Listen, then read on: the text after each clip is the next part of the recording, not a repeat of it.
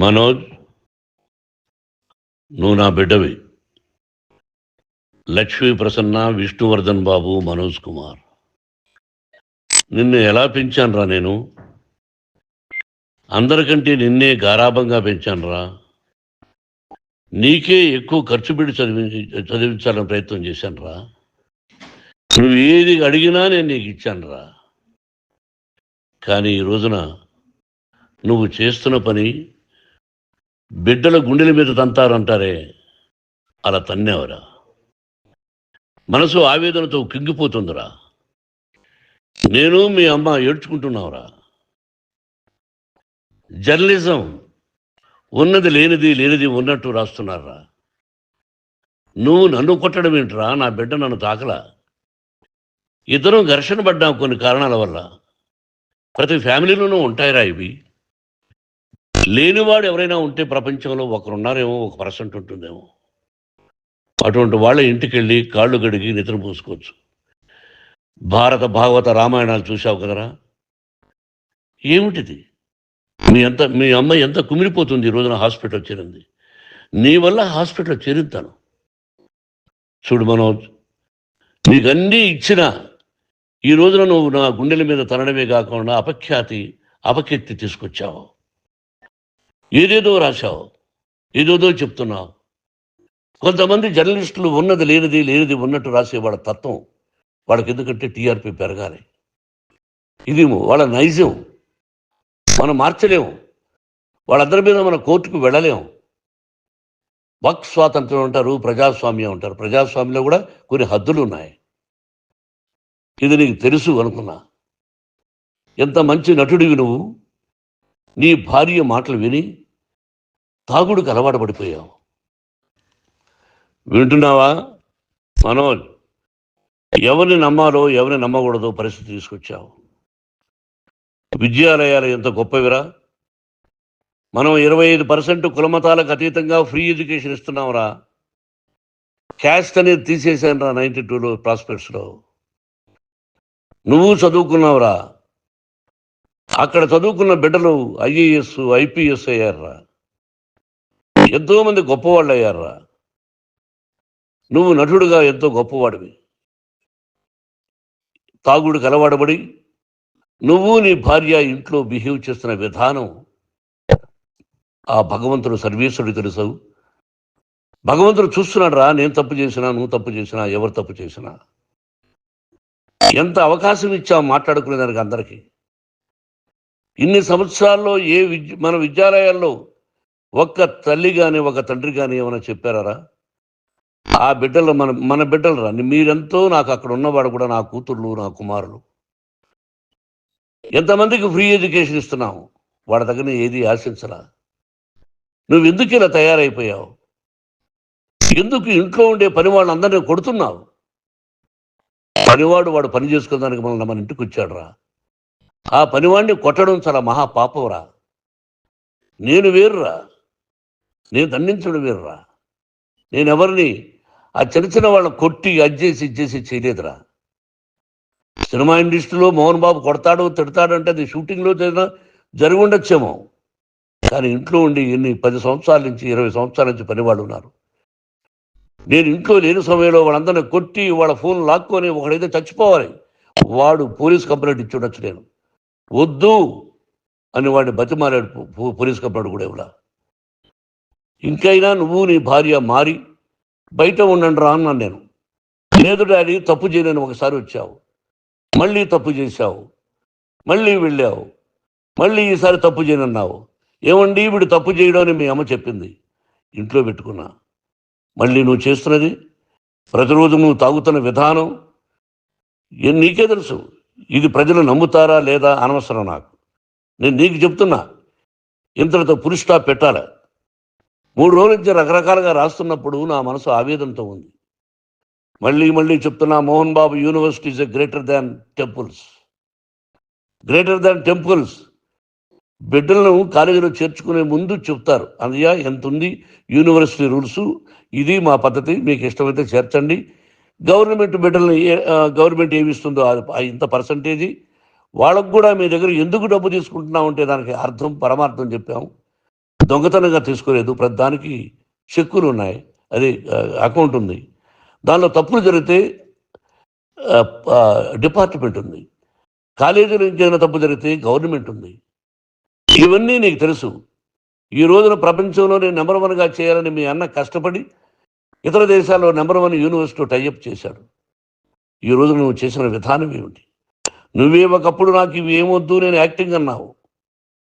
ఈ రోజున ఏం చేస్తున్నావు? విద్యాలయాల మీద పడ్డావు. తల్లిదండ్రులు చాలా గొప్పవాళ్ళరా. కొంతమందికి డబ్బు కట్టలేకపోవచ్చు, కట్టని వాళ్ళకు కొంత సహాయం చేసావు. అంతా సహాయం చేయలేము. బ్యాంకుల్లో డబ్బు కట్టాలి, లెక్చరర్స్కి డబ్బులు ఇవ్వాలి, యూనివర్సిటీ బ్రహ్మాండంగా నడపాలంటే మంచి లెక్చరర్స్ కావాలి.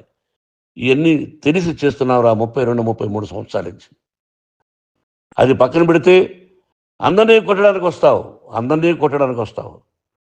మీ అన్నం తిడతావు. ఒక వ్యక్తి వినయ్ గారని ఆయన వ్యక్తి హెల్ప్ చేయడానికి వస్తే ఆ వినయ్ ఎవరు లజ్జాగుడికి చంపేస్తాను వాడు అన్నావు. ఇవన్నీ ఎంత తప్పురా? అంటే మీ నాన్నగారికి ఎవరు సహాయం చేయడానికి వస్తే వాళ్ళందరినీ లజ్జా కొడుకులు అంటావు, చంపేస్తానంటావు. మీ అన్నను చంపేస్తానన్నావు. చంపరా చూద్దాం మీ అన్న. నేనే అన్నా. తాకరా నీ ధైర్యం ఉంటే అన్నా. ఎంతమందిని చంపాలనుకుంటున్నావు? ఎంతమందిని చేయాలనుకుంటున్నావు? నువ్వు ఏం సాధించాలనుకుంటున్నావు? ఆలోచించుకో. ఈ ఇంట్లోకి అడుగు పెట్టడానికి నీకు అధికారం లేదు. ఇది నా కష్టార్జితం. మా నాన్నగారు 10 రూపాయలు 10 పైసలు కూడా ఇవ్వలేదురా. మంచి జన్మనిచ్చాడు మా నాన్నగారు. మద్రాసుకు వెళ్ళి వీధుల్లో అడుగు తిన్నాను రా. ఒక పూట కూడా భోజనం లేకుండా అడుగు తిన్నాను రా. న్యాయంగా మోహన్ బాబు తిడతాడు కొడతాడంటారు కానీ మోసగడనం లేదురా. నీట్ పార్లమెంటేరియన్గా బయట వచ్చాను రా. నువ్వు నా పరువు ప్రఖ్యాతులు మంట కలిపావు. ఏమిటి నేను చేసిన అన్యాయం? నీకు జన్మనిచ్చాను, అదా నేను చేసిన పాపం. అందుకే ఇది నా ఇల్లు అన్నావు. నువ్వు నీ ఇల్లు కాదు. నీ కష్టార్జితంతో నువ్వు సంపాదించుకున్న ఇల్లు నీది. ఇది నా డబ్బు, నా కష్టార్జితం. నా కష్టార్జితంలో నేను పిలిస్తేనే మీరు ఇంట్లోకి రావాలి. అటువంటిది పోగొట్టుకున్నావు నువ్వు. ఆస్తులు అంటావా? ముగ్గురికి సమానంగా రాయాలా లేదా అది నా ఇష్టం. ఆస్తులు ఇస్తానా, లేకపోతే గంగపాలు చేస్తానా, లేకపోతే ఎవరికైనా దానధర్మాలు చేస్తానా, అది నాకు సంబంధించిందిరా. నా కష్టార్జితం రా. మీరు చేస్తున్న విధానం గుణగణాలు కావాలరా. మందు తాగచ్చురా. ఎంత తాగాలి? నేను కూడా 1 or 2 పెగ్స్ తీసుకుంటా. ఇది తప్పు కాదు, జనానికి తెలియాలి. నా డబ్బు ఇది. ఏ తాగి ఎవరిని కొట్లా, తాగి నేను తింటున్నా. అది ప్రజలకు అక్కర్లా. నేను తప్పు చేస్తేనే ప్రజలకు కావాలా. ఇవన్నీ ఉన్నాయిరా. ఇవన్నీ తెలుసుకో.